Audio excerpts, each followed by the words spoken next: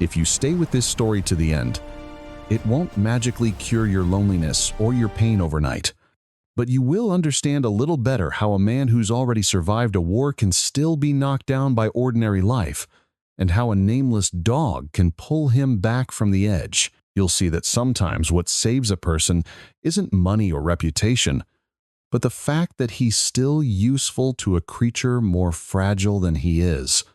And if you're tired, if night comes and you're no longer sure what you're here for, let this story give you a different image to hold on to. A small rescue shelter, an aging veteran, a handful of abandoned dogs, and the quiet ways they keep each other from falling apart. That night, the mountain town was almost silent. Wind scraped along the corrugated roofs and rattled an old billboard over a gas station that had been closed for years. On the edge of town, next to an empty lot where people liked to dump their trash, sat a low row of metal sheds, washed in a thin yellow light that stayed on long after midnight.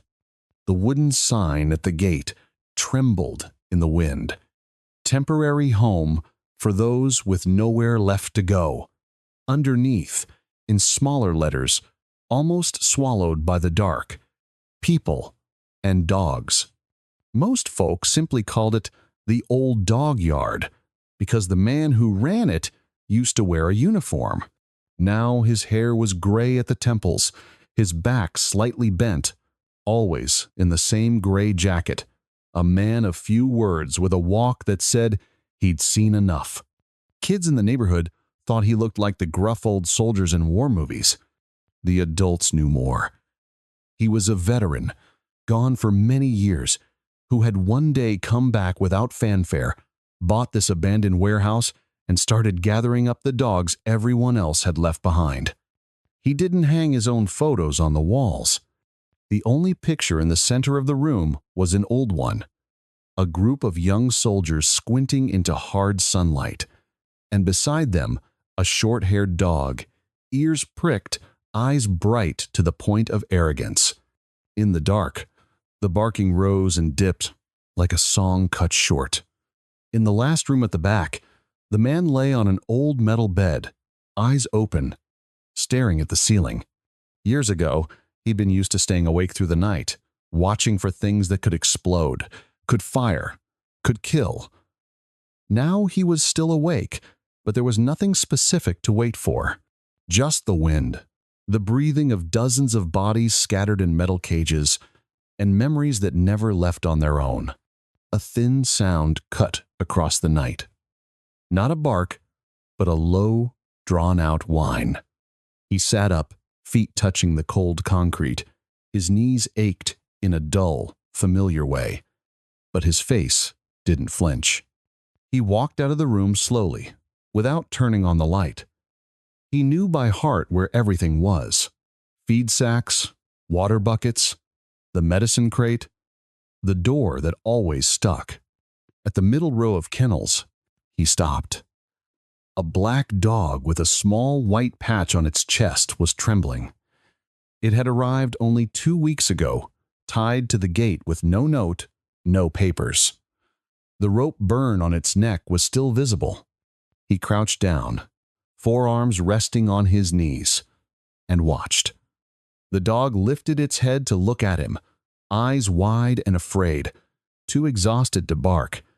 Its chest rose and fell too fast. He reached his hand out slowly and stopped just before the bars. After a long while, the dog's breathing eased a fraction. It moved its nose closer and touched him, barely. He whispered, voice low but steady, "It's okay. Here. You don't have to run anymore." He had said those exact words to someone else many years before. On a dirt road near a contested border, a young soldier, badly wounded, back against a truck, eyes round with shock. The boy had a death grip on the leash of a military dog, as if letting go would drag them both under. Back then, the older man, still young himself, had clamped his hands on the boy's shoulders and shouted over the shelling, "It's okay. "Here, you don't have to run anymore." Those words didn't save the boy, but the dog lived, and for years afterward, that dog kept walking beside him in his sleep. Tonight, there was another dog in front of him with nowhere left to run. He unlocked the kennel, stepped inside, and sat down on the bare floor. Cold bit through his pants into the bone, but he stayed where he was. The dog backed into the corner and scratched at the concrete. He didn't reach for it again. He just sat there, back against the wall. "You don't have to trust me yet," he said, voice flat and even. "I don't really trust anybody right away either." In the other kennels, a few dogs shifted, then settled again. In that metal building, the breathing of the dogs and the breathing of the man blended into one long inhale and exhale of something larger than any of them. The next morning, the sky held no sun. Low gray clouds sagged overhead like a ceiling. A light, misty rain began, tracing tiny dark streaks along the metal roof. He opened the side gate and pulled out an old board. Short-term care. No questions, no judgment. Below it sat a plastic chair, pushed up against the wall, where he usually sat with a cup of tea, watching the dirt road that led into the warehouse lot. Once in a while, someone walking by would glance in and look away quickly. Not everyone can stand to look into the eyes of something that's been left behind. Close to noon, a motorbike stopped at the gate. A girl in a cheap raincoat and helmet fumbled with the straps, holding a plastic crate to the back. He didn't rush out. He watched her sit there with her hands still on the handlebars for a long second, as if wrestling with herself. Finally, she cut the engine, swung down, and went to the back. When she lifted the crate, he saw a small white dog inside, its fur clumped from the rain. It didn't bark. It just stared. The girl walked closer, trying to smile. "Uncle, do you still have room?" she asked. He looked at her. Harsh circles under her eyes, the look of a city kid who stays up too late with a phone. Her voice trembled just a little.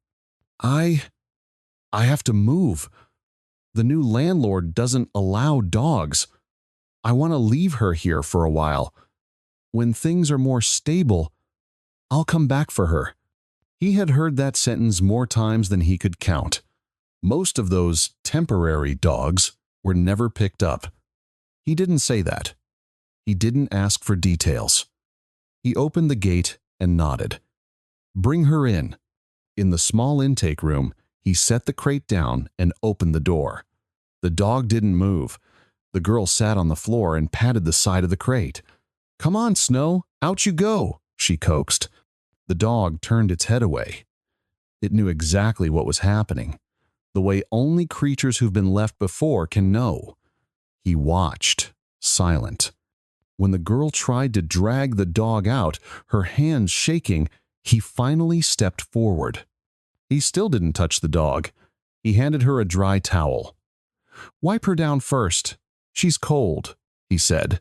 She blinked, as if he'd just given her permission to do one last thing that still counted. She lifted the dog into her arms and held it against her chest. It felt lighter than she remembered. She wiped its wet fur, clumsy, careful. Tears fell onto the dull white coat. "When you want to visit, just knock on the gate," he said, voice flat. "No need to call first."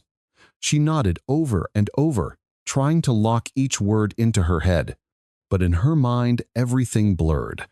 Piles of unpaid bills, angry messages, her mother's voice saying, "Don't bother people," drowning everything else out.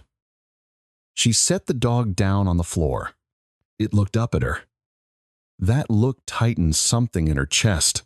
She bent fast, kissed the center of its forehead, then turned and walked out quickly, as if slowing down for even a second would make it impossible to leave.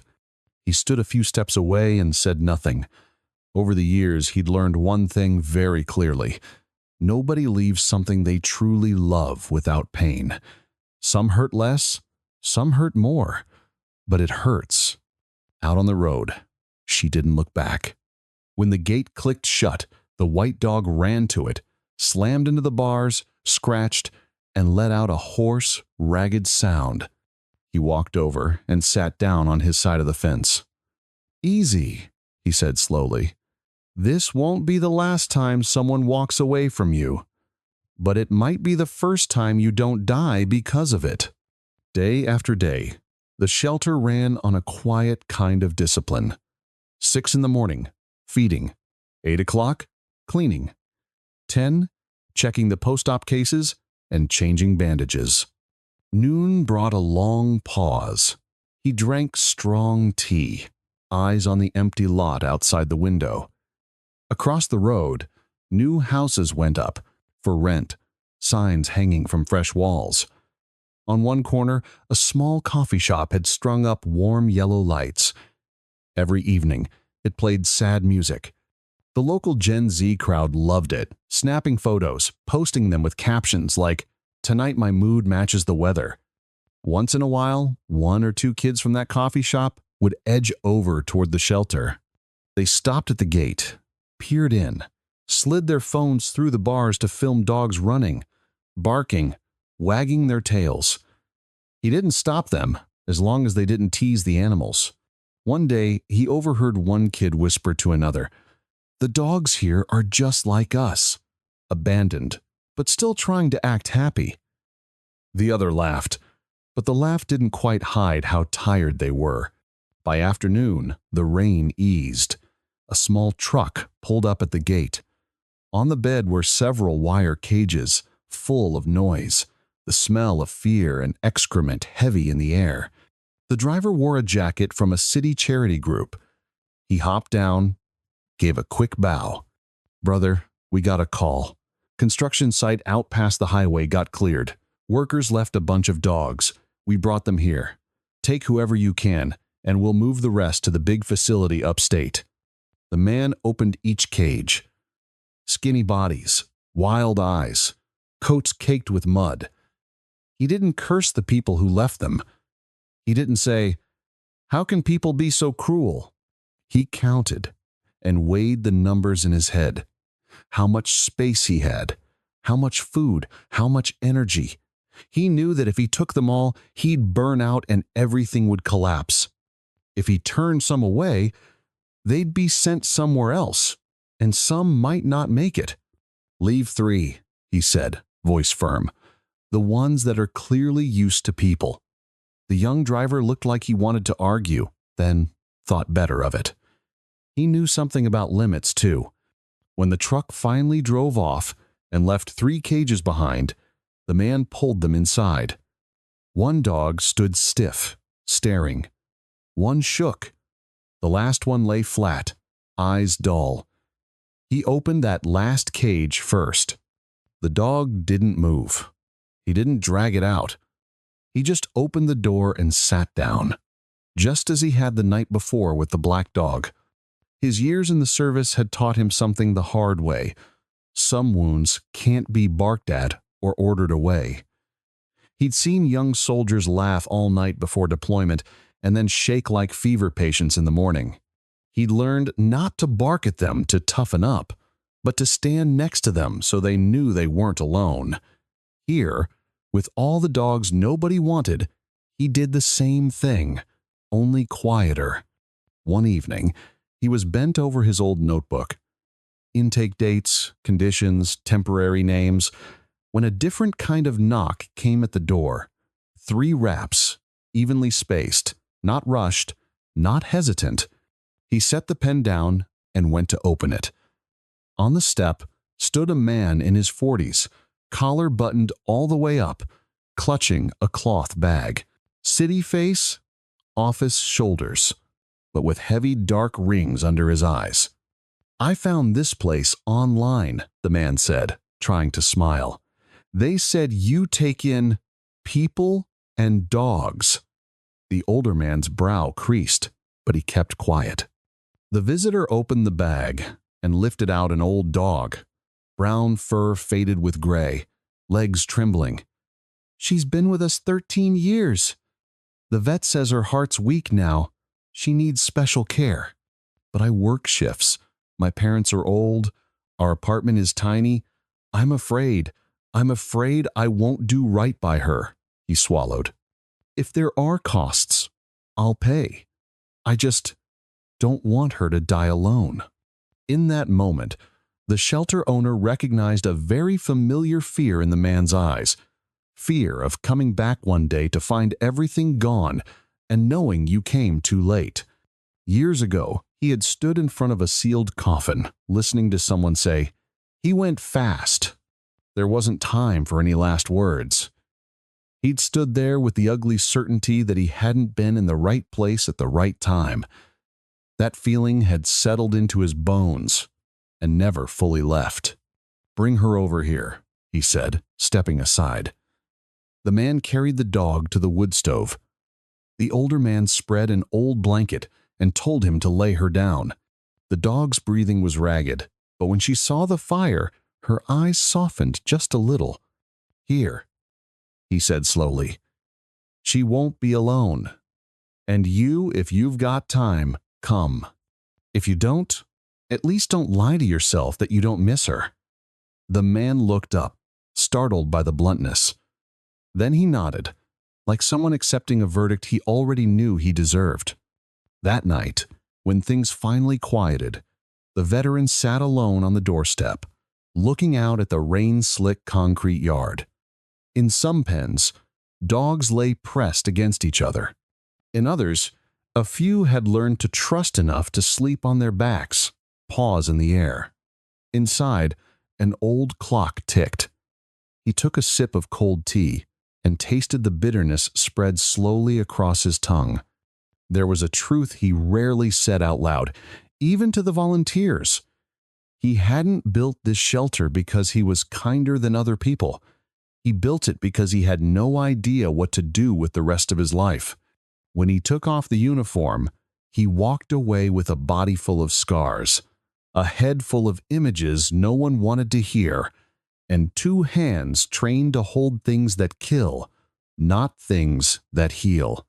He tried working as a supermarket security guard, a mechanic, a loader at a warehouse. None of it felt like he was doing the right thing. Then, one afternoon, he saw a dog on the roadside, hit by a car, people streaming past without stopping. It was still breathing, barely. He stood there, looking, feeling like he was staring at himself. In that heartbeat he understood, at least to this creature, he was not extra, not in the way. He picked it up and carried it back to his rented room.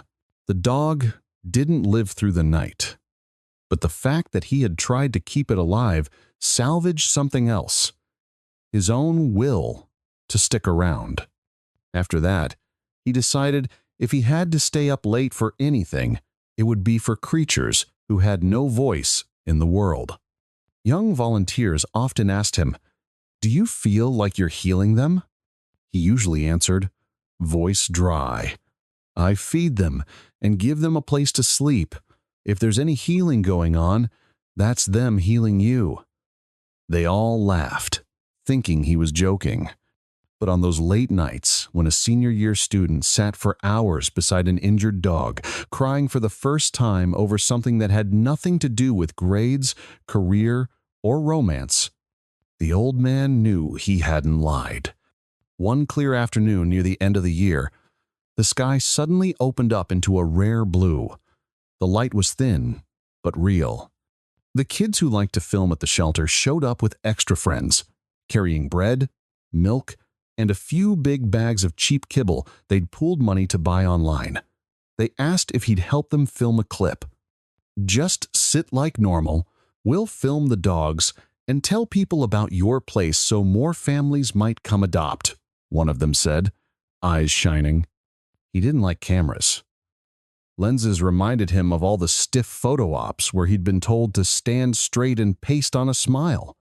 But he looked at the dogs and thought of one more bowl filled if someone somewhere decided to send money. He sat down on the chair, back straight, eyes on some point in the middle distance.